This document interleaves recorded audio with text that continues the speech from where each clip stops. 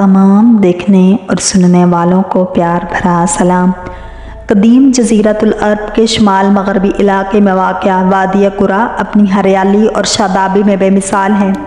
इस वादी पर कौम समूद की हुक्मरानी थी, जबकि इसके मद्दे मुकाबिल जनूब मशरक़ी अरब पर कौम आद काबिज़ थी।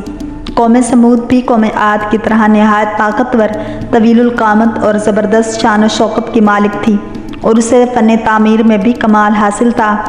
पहाड़ों को तराश कर इंतहाई खूबसूरत इमारतें बनाने का फ़न गोया उन पर ख़त्म था। उस कौम के दारुल हुकूमत का नाम हजर था, जो हिजाज़ मुक़द्दस से शाम जाने वाले कदीम रास्ते पर वाक़या था। अब यह इलाका मदाइन साले कहलाता है। मदाइन साले के कदीम शहरों में एक अल उला है, जो आज भी बहुत पुररौनक और आबाद है।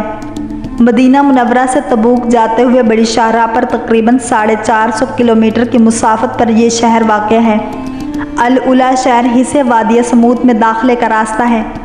सऊदी हुकूमत ने वादी समूद की तारीख़ी हैसियत के पेश नज़र 1972 में उसे सयाहों के लिए खोल दिया था। यहाँ के रेलवे स्टेशन का नाम भी मदाइन साले स्टेशन रखा गया है।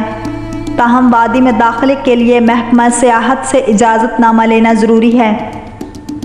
ये लकोदक मैदान चटियल बयाबान 18 से 20 मुरब्बा मील पर फैला हुआ है, जहाँ हज़ारों एकड़ के रकबे पर वह खूबसूरत तारीख़ी इमारात हैं, जिन्हें कौम समूद ने सख्त सुर्ख चट्टानें तराश कर बनाया था। दूसरी जानिब नरम मैदानी इलाकों में आलिशान मकानात के खंडरात हैं। 1000 साल कबल मसीह के उन फनपारों को देखकर आज के जदीद तरक्की याफ्ता इंसान और माहिर तामीरात हैरान रह जाते हैं। सुर्ख पहाड़ों के अंदर उस शहर खामोशा की हज़ारों तारीख़ी इमारतों की मौजूदगी ये बताती है कि उस ज़माने में भी उस शहर की आबादी 4 या 5 लाख से कम ना होगी, जिसे उनकी बदअमालियों और नाफरमानियों के सबब एक ज़ोरदार, तेज़ और हौलनाक आवाज़ के ज़रिए आनन फानन हलाक कर दिया गया। कुरान मजीद में अल्लाह ताला यूँ फरमाता है, और समूद के साथ क्या किया जो वादी कुरा में पत्थर तराशते और घर बनाते थे। सन 2008 में अक़वाम मुत्तहिदा के इदारे यूनेस्को ने उसे सऊदी अरब का पहला आलमी विरसा करार दिया। कौम समूद अपने आनीशान महल्लात, सरसब्ज़ व शादाब खेत खलियान, खूबसूरत मुर्ग़ज़ारों और नेमतों की फरावानी के सबब गरूर, तकब्बुर और सरकशी के नशे में चूर थे, और चूँकि तकब्बुर और कुफ्र का चोली दामन का साथ है, तो ये भी इब्लीस के पैरोकार बन गए। हालांकि कुछ ही अरसा पहले कौम आद पर कहरे इलाही के मनाजिर उनके सामने थे। ये भी अपने हाथों से तराशे हुए पत्थर के खुदाओं की इबादत करते थे। उनके माशरे से हक़ व इंसाफ नापैद हो चुका था। बेहयाई, फहाशी आखिरी हुदूद छू रही थी। मुक़द्दस इंसानी रिश्तों का एहतराम ख़त्म हो चुका था। रक़्स व सुरूद, ऐश व इशरत, शराब व शबाब उनकी ज़िंदगी के लाज़मी जुज़ बन चुके थे। ऐसे में अल्लाह ताला ने उस कौम ही में से एक खुदा तरस और नेक इंसान हज़रत सालेह अलैहिस्सलाम को नबूवत के मनसब पर फाइज फरमाया। कुरान करीम में इरशाद बारी ताला है, और हमने कौम समूद की तरफ उनके भाई साले को भेजा। दीगर नबियों की तरह हज़रत सालेह अलैहिस्सलाम ने भी अपनी कौम को राह रास्त पर लाने के लिए बहुत कोशिश की। वो दिन रात उन्हें समझाते रहे कि ऐ मेरी कौम, तुम अल्लाह की इबादत करो, उसके सिवा तुम्हारा कोई माबूद नहीं है। उसी ने तुमको पैदा किया और आबाद किया, तो उससे मग़फ़िरत मांगो और उसके आगे तौबा करो। बेशक मेरा परवरदिगार नज़दीक भी है और दुआ का कबूल करने वाला भी है। उस पर कौम उनके ख़िलाफ़ हो गई और यूँ गोया हुई। उन्होंने कहा, ऐ सालेह, इससे पहले हम तुमसे कई तरह की उम्मीदें रखते थे, अब वो मुनक़ता हो गई। क्या तुम हमको उन चीज़ों से मना करते हो जिनको हमारे बुज़ुर्ग पूजते चले आए हैं, और जिस बात की तरफ तुम हमको बुलाते हो, इसमें हमें कभी शुबा है। हज़रत सालेह अलैहिस्सलाम की मुसलसल बाज़ व नसीहत और उसके नतीजे में गरीब लोगों का ईमान लाना कौम समूद के सरदारों के लिए तशवीश का बाइस था। दरअसल गरूर और तकब्बुर की दलदल में धंसे ये लोग इस बात का तसव्वुर भी नहीं कर सकते थे कि कोई आम आदमी इस तरह महफिलों और चौक चौराहों पर खड़ा होकर उनके आबाओ अजदाद के खुदाओं की नफ़ी करे और सिर्फ एक अनदेखे रब की इबादत की बात करे। चुनाचे इस मसले का हल ढूंढने के लिए सब सरदार सर जोड़ कर बैठे और फिर मुतफ़िक़ा तौर पर एक नतीजे पर पहुँचे کے بعد انہوں نے حضرت صالح علیہ السلام کو بلایا اور کہا، اے صالح، اگر تم اللہ کے سچے پیغمبر ہو تو ہم پر کوئی ایسا معجزہ دکھاؤ جسے دیکھ کر ہم تم پر یقین کر لیں۔ حضرت صالح علیہ السلام نے فرمایا، اے میری قوم کے لوگوں، تم کیا معجزہ دیکھنا چاہتے ہو؟ انہوں نے کہا کہ ہم چاہتے ہیں کہ یہ جو سامنے چٹان ہے اس میں سے ایک ایسی اونٹنی برآمد کرو جو گابن ہو، بچہ دے، ہم سب کے لیے دودھ مہیا کرے اور اس میں فلاں فلاں خوبیاں ہوں۔ حضرت صالح علیہ السلام نے ان سے فرمایا، اگر میں تمہاری شرط پوری کر دوں تو کیا تم اللہ پر ایمان لے آؤ گے؟ انہوں نے جواب دیا، ہاں، ہم تمہارے رب پر ایمان لے آئیں گے۔ حضرت صالح علیہ السلام نے اللہ تعالیٰ کے حضور گڑ گڑا کر دعا فرمائی اور اپنی قوم کی فرمائش پوری کرنے کی التجا کی۔ اللہ تعالیٰ نے اپنے نبی کی دعا قبول فرمائی اور دیکھتے ہی دیکھتے چٹان شق ہو گئی اور اس میں سے ایک طویل القامت خوبصورت اونٹنی برآمد ہوئی جس میں وہ سب خوبیاں تھیں جن کی قوم سمود نے فرمائش کی تھی۔ یہ محیر العقول منظر دیکھ کر قوم سمود لاجواب ہو گئی۔ اس موقع پر قوم کے سرداروں میں سے ایک جندہ بن عمرو بن محلات بن لبید اپنے چند ساتھیوں کے ساتھ ایمان لے آیا، لیکن اکثریت اپنی ہٹ درمی پر قائم رہی اور اس سے جادو کا کمال ظاہر کرتی رہی۔ اس موقع پر حضرت صالح علیہ السلام نے اپنی قوم سے فرمایا، اے میری قوم، ناقۃ اللہ یعنی اللہ کی بھیجی ہوئی اونٹنی ہے جو تمہارے لیے ایک معجزہ ہے۔ اب تمہیں اسے اللہ کی زمین میں کھاتی ہوئی چھوڑ دو اور اسے کسی طرح کی تکلیف نہ دینا، ورنہ اللہ کا عذاب تمہیں فوری پکڑ لے گا۔ اونٹنی اور اس کا بچہ سارا دن نخلستان میں چرتے رہتے تھے۔ سب قبیلے والے پیٹ بھر کر اونٹنی کا دودھ پیتے، لیکن وہ کم نہ ہوتا۔ حضرت صالح علیہ السلام نے کنویں کے پانی کو بھی تقسیم کر دیا تھا۔ ایک دن اونٹنی پانی پیتی تھی اور ایک دن سمود کے لوگ۔ جب اونٹنی پانی پینے آتی تو وہ کنویں کا سارا پانی پی جاتی۔ قرآن کریم میں اللہ تعالیٰ فرماتا ہے کہ صالح علیہ السلام نے اپنی قوم سے کہا، دیکھو یہ اونٹنی ہے، ایک دن اس کی پانی پینے کی باری ہے اور ایک معین روز تمہاری باری، اور اس کو کوئی تکلیف نہ دینا، نہیں تو تم کو سخت عذاب آ پکڑے گا۔ کچھ ہی عرصے بعد قوم سمود کو اونٹنی کی موجودگی کھٹکنے لگی۔ انہوں نے اپنے ہرے بھرے نخلستان میں آزادی سے گھومتی پھرتی اونٹنی ایک آنکھ نہ باتی تھی، اور جب یہ دیکھتے کہ اپنی باری آنے پر اونٹنی ایک ہی سانس میں پورے کنویں کا پانی پی جاتی ہے تو حیران ہو کر اسے جادو سے تشبیہ دیتے۔ آخر کار شیطان کے اکسانے پر انہوں نے اونٹنی سے جان چھڑوانے کے لیے تدابیر سوچنی شروع کر دی، اور اس کا ایک ہی حل تھا کہ اسے ہلاک کر دیا جائے، مگر کیسے؟ قوم سمود کے سردار یہ کام خود اپنے ہاتھوں سے انجام دینے کو تیار نہ تھے، سو انہوں نے دو نہایت اونچے اور مالدار خاندان کی آزاد منش عورتوں کو راضی کیا کہ وہ قوم کے کسی نوجوان سے یہ کام کروائیں، جس پر ان عورتوں نے دو اوباش اور شراب و شباب کے رسیہ نوجوانوں کو اونٹنی کے قتل پر آمادہ کیا، جن کے ساتھ مزید 7 اوباش نوجوان شامل ہو گئے۔ قرآن پاک کی سورہ نمل میں اللہ تعالیٰ نے حضرت صالح علیہ السلام کا واقعہ بیان کرتے ہوئے فرمایا، شہر میں 9 افراد کی ایک جماعت تھی جو ملک میں فساد مچاتے پھرتے تھے اور صالح اور اصلاح نہیں کرتے تھے۔ یہ سورۃ النمل کی 48ویں آیت کا ترجمہ ہے۔ اور پھر حسب پروگرام ایک دن یہ 9 افراد اونٹنی کے انتظار میں کنویں کے پاس گھات لگا کر بیٹھ گئے، جبکہ قوم کے لوگ اللہ کے عذاب کے ڈر سے چھپ کر یہ منظر دیکھنے لگے۔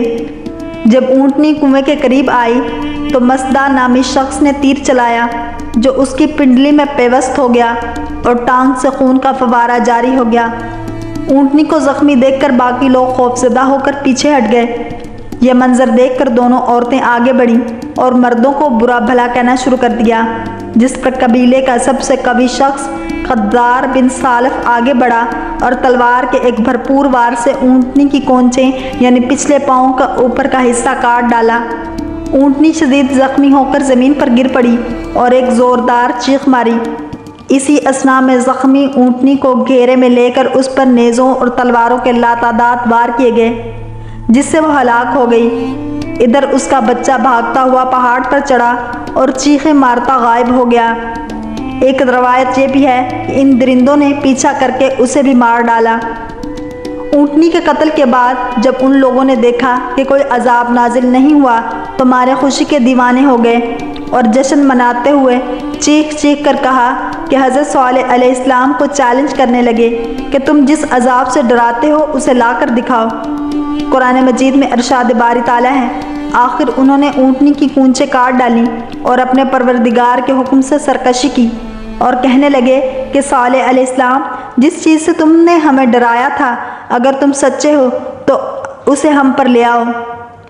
ناقۃ اللہ کے قتل کی خبر سن کر حضرت صالح علیہ السلام آبدیدہ ہو گئے اور فرمایا، اس بدنصیب قوم کو اب اللہ کے عذاب سے کوئی نہیں بچا سکتا۔ ادھر سمود کے لوگوں کی دیدہ دلیری اور جرت میں مزید اضافہ ہو گیا۔ ان کے دل سے ڈر اور خوف نکل چکا تھا، چنانچہ انہوں نے اسی رات حضرت صالح علیہ السلام کو بھی قتل کرنے کا پروگرام بنا لیا تاکہ اونٹنی کے ساتھ ان کا بھی قصہ ختم ہو جائے۔ وہ 9 افراد ایک پہاڑ کی گھاٹی میں چھپ کر بیٹھ گئے تاکہ جب حضرت صالح علیہ السلام وہاں سے گزریں تو انہیں قتل کر دیں، مگر کائنات کا مالک اللہ قوم سمود کے ہر مکر و فریب اور شیطان کی چال بازیوں سے خوب واقف تھا، چنانچہ پہاڑ سے ان پر پتھر برسائے گئے جن سے وہ سب ہلاک ہو گئے۔ دوسرے دن جب لوگوں کو وہاں سے گزر ہوا تو دیکھا کہ 9 کے 9 افراد پتھروں کے نیچے مرے پڑے تھے۔ حضرت صالح علیہ السلام کو اونٹنی کے قتل کا بڑا غم تھا اور اب تمام حجت ہو چکا تھا۔ اللہ تعالیٰ کے وعدے کے مطابق اب عذاب آنا ہی تھا، لہٰذا حضرت صالح علیہ السلام نے اپنی قوم کو مطلع فرمایا کہ اب تمہارے پاس عیش و عشرت کے صرف 3 دن بچے ہیں، اس کے بعد ایک سخت عذاب تم پر نازل ہوگا۔ اللہ تعالیٰ فرماتا ہے کہ جب انہوں نے کونچیں کاٹ ڈالی تو صالح علیہ السلام نے کہا کہ اپنے گھروں میں 3 دن اور فائدے اٹھا لو، یہ وعدہ جھوٹا نہیں ہے۔ حضرت صالح علیہ السلام کی بات سن کر وہ لوگ ہنسی مذاق اور استہزاء کرنے لگے اور طنزیہ استفسار کیا کہ یہ 3 دن ہم کیسے گزاریں گے؟ حضرت صالح علیہ السلام نے فرمایا، پہلے دن تمہارے چہرے زرد ہو جائیں گے، دوسرے دن رنگ سرخ ہو جائے گا اور تیسرے دن تمہارے چہروں پر نحوست پوری طرح عیاں ہو جائے گی، یعنی وہ سیاہ پڑ جائیں گے، اور چوتھے دن تم پر قہر الہی نازل ہوگا۔ اور پھر جب 3 دن ایسا ہی ہوا تو وہ خوف زدہ ہو گئے اور انتظار کرنے لگے کہ اب کس قسم کا عذاب نازل ہونے والا ہے۔ ابھی چوتھے دن کا سورج طلوع ہی ہوا تھا کہ آسمان سے ایک بہت تیز چیخ کی آواز چنگھاڑ کی صورت بلند ہوئی، جس نے ان کے کانوں کے پردے پھاڑ دیے، دل دہلا دیے۔ چیخ کی آواز کے ساتھ ہی ان کی روحیں جسموں کا ساتھ چھوڑنے لگیں اور وہ اپنی اپنی جگہوں پر اوندے پڑے سسک سسک کر ختم ہونے لگے۔ کچھ ہی دیر میں لاکھوں افراد پر مشتمل نہایت قوی اور طاقتور قوم جانوروں کے کھائے ہوئے بھوسے کی طرح ڈھیر ہو چکی تھی، اور کفر و شرک میں مبتلا، غرور و تکبر میں ڈوبے لوگوں کا شاندار اور بارونق شہر خاموشہ میں تبدیل ہو کر ہمیشہ کے لیے عبرت کا نشان بن گیا۔ اللہ تعالیٰ کا قرآن مجید میں ارشاد ہے، اور جن لوگوں نے ظلم کیا تھا ان کو چنگھاڑ نے آ پکڑا تو وہ اپنے گھروں میں اوندے پڑے رہ گئے، گویا کبھی ان میں بسے ہی نہ تھے۔ سن رکھو کہ سمود نے اپنے پروردگار سے کفر کیا، اور سن رکھو سمود پر پھٹکار ہے۔ اللہ تعالیٰ نے اس عذاب سے حضرت صالح علیہ السلام اور ان پر ایمان لانے والوں کو محفوظ رکھا۔ چنانچہ اللہ تعالیٰ نے فرمایا، جب ہمارا حکم آ گیا تو ہم نے صالح علیہ السلام کو، جو لوگ ان کے ساتھ ایمان لائے تھے، ان کو اپنی مہربانی سے بچا لیا، اور اس دن کی رسوائی سے بے شک تمہارا پروردگار طاقتور اور زبردست ہے۔ مسند احمد میں حضرت ابن عمر سے مروی ہے کہ 9 ہجری میں رسول اللہ صلی اللہ علیہ وآلہ وسلم تبوک جاتے ہوئے جب وادی سمود سے گزرے تو آپ صلی اللہ علیہ وآلہ وسلم نے اس ویران اور اجڑی جگہ کو دیکھ کر صحابہ کرام سے فرمایا، یہاں سے جلدی گزر چلو، اگر پانی کی ضرورت ہو تو صرف اس کنویں کا پانی استعمال کرو جس سے حضرت صالح علیہ السلام کی اونٹنی پانی پیا کرتی تھی۔ بعض صحابہ نے دوسرے کنویں سے پانی لے کر آٹا گوندھ لیا تھا، آپ صلی اللہ علیہ وآلہ وسلم نے اسے پھینکوا دیا۔ اس عرصے میں آپ صلی اللہ علیہ وآلہ وسلم مسلسل توبہ استغفار کرتے رہے۔ پھر نبی کریم صلی اللہ علیہ وآلہ وسلم نے اپنے اصحاب کو منع فرمایا کہ قوم سمود جو عذاب سے ہلاک ہوئی ان کے گھروں اور بستیوں میں نہ جائیں، اور فرمایا کہ مجھے خوف ہے کہ کہیں تم کو بھی وہی عذاب نہ پہنچ جائے جو ان کو پہنچا تھا، لہٰذا ان کے پاس نہ جاؤ۔ ابن کثیر کے مطابق آپ علیہ السلام کا انتقال 280 برس کی عمر میں ہوا۔ مفسرین میں اس پر مختلف آراء ہیں کہ قوم پر عذاب کے بعد حضرت صالح علیہ السلام نے کہاں قیام فرمایا۔ اکثر نے تحریر کیا کہ سمود کی ہلاکت کے بعد آپ علیہ السلام اہل ایمان کے ساتھ شام تشریف لے گئے اور پھر فلسطین میں کچھ عرصہ قیام کے بعد مکہ مکرمہ آ گئے اور وہیں انتقال ہوا۔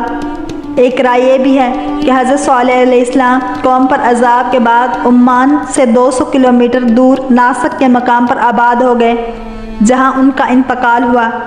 ناسک میں ان سے منسوب ایک مزار بھی ہے جہاں زائرین کثیر تعداد میں فاتح کے لیے آتے ہیں۔ اگر آپ کو یہ ویڈیو پسند آئی ہے تو لائک، شیئر اور سبسکرائب کرنا مت بھولیے تاکہ ایسے ہی دلچسپ اسلامک ویڈیوز آپ تک پہنچتی رہیں۔